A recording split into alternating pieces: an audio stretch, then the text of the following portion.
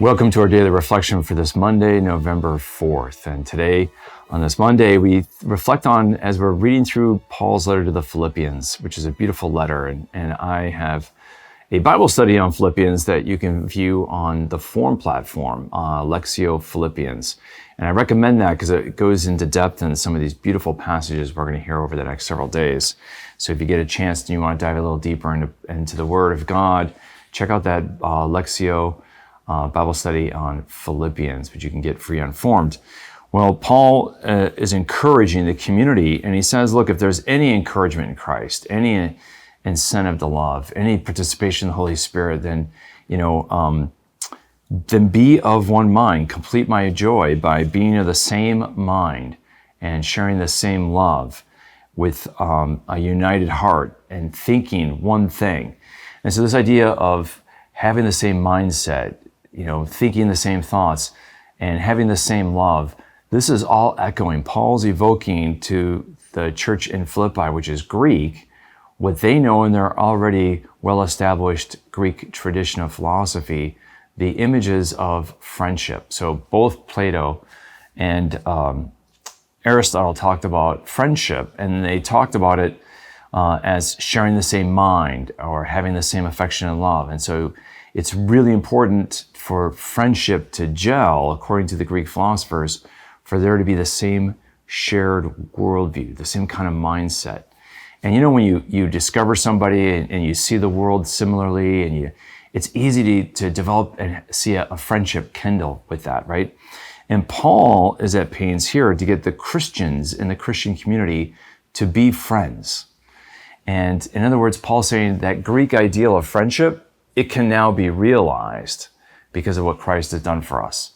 And so he's encouraging us towards friendship. Now, tomorrow, he'll give us the means to live out that friendship. But today, he's talking about friendship. And then, of course, then he tackles the greatest challenge to friendship, and that is selfishness.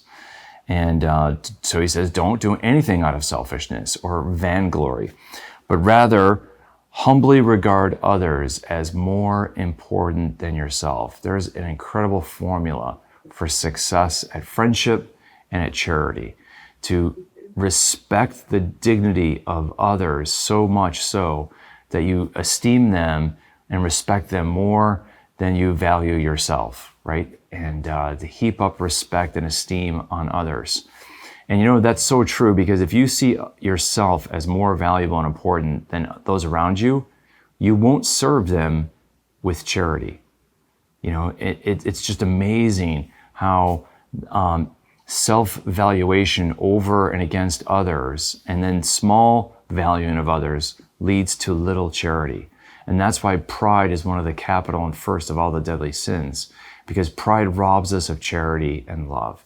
And the way to have charity and love for others is to respect them, to give them great dignity and honor, and then you'll end up treating them differently and with charity and respect. So Paul gives us a very important formula here to not look out for our own interests, but be zealous about the interests of those around us and to respect them more. And I think this is an incredible formula for charity. And of course, during the month of November, remember that the church invites us to have charity and friendship with our beloved departed, the faithfully departed, and those who have died before us, to pray for them in purgatory that they may be with God. And that would be a great act of charity and looking out for the interests of others in a selfless way. May the Lord bless and keep you.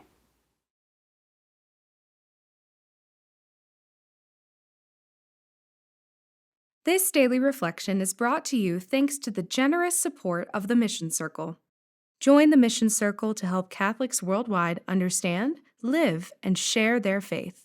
Sign up at missioncircle.org today.